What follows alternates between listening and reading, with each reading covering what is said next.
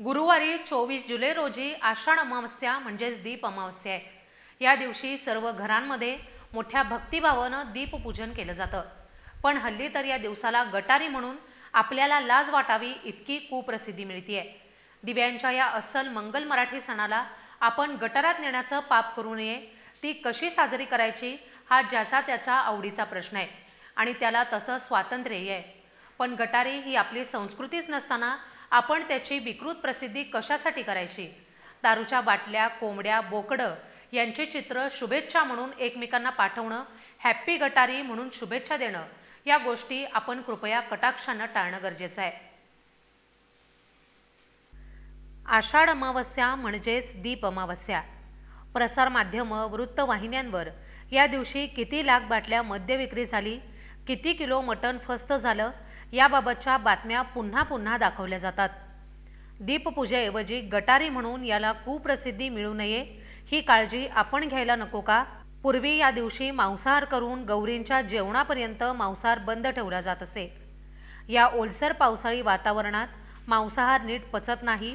बहुतेक प्राण्यांचा हा काळ म्हणजे विणीचा, प्रजननाचा काळ असतो। याच काळात प्राण्यांची हत्या केली तर नवीन प्राणी जन्मालाच येणार नाहीत, मग वर्षभर खायला प्राणी मिळणार कुठून? याचा साऱ्या निसर्गचक्रावरच विपरीत परिणाम होतोय। हल्ली मत्स्य दुष्काळ वगैरे शब्द ऐकू येऊ लागलेत। त्यामुळे निसर्गपुत्र कोळी बांधव या काळात मासेमारी करत नाहीत। सरकारी पातळीवरूनही मासेमारीवर बंदी घालण्यात येते। या दिवसात बाहेरच्या दमट वातावरणामुळे प्राण्यांच्या शरीराच्या आत आणि शरीरावरील त्वचेवर अनेक घातक जीवजंतू असण्याची शक्यता असते। शिजवताना त्यांचा पूर्ण नाश झाला नाही तर त्याचाही खाणाऱ्याला त्रास होऊ शकतो।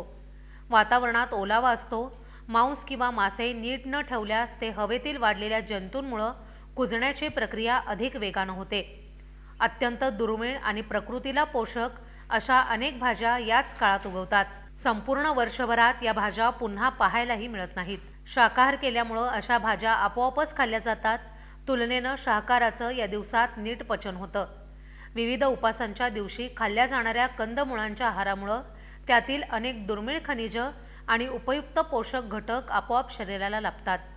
आपल्याकडं कुठल्याही प्रकारच्या उपासाचे बंधन तर नाहीच, पण केवळ आहारात बदल करूनही उपास करता येतोय। पुढे 4 महिने साजऱ्या होणाऱ्या अनेक सणांसाठी, पूजांसाठी तयारी म्हणून पूर्वींच्या मोठमोठ्या घरातून विविध दिवे शोधून ते साफ करून या दिवशी अत्यंत भक्तिभावानं पूजले जात असत। आजही या दिवशी महाराष्ट्रातील लाखो मराठी घरात असंच मनोभावे दीपपूजन करून अत्यंत वैशिष्ट्यपूर्ण नैवेद्य दाखवतात। दिव्यांच्या व्रताची कहाणी वाचली जाते, दिव्यांची आरती म्हटली जाते। या दिवशी अनेक जातीनिहाय काही खास पक्वान्न करण्याची एक छान खाद्य संस्कृती महाराष्ट्रात प्रचलित आहे। परंतु खूप आनंददायी आणि मंगलमय अशा या सोहळ्याची माध्यमांकडून दखलच घेतली जात नाही। पूर्ण श्रावण महिनाभर आणि गौरी जेवणापर्यंत कडक शाकाहार पाळला जात असे, म्हणून मग त्याआधी या दिवशी मांसाहार केला जात असे। हा सण नसून ही एक सामाजिक प्रथा होती।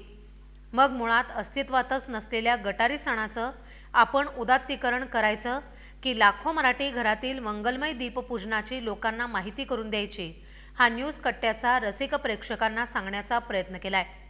आपण सर्वांनी या दिवशी आपल्या घरातील दिव्यांची पूजा करून आपली मंगलमय संस्कृती जपूया, या मंगल्याचा प्रचार करूया।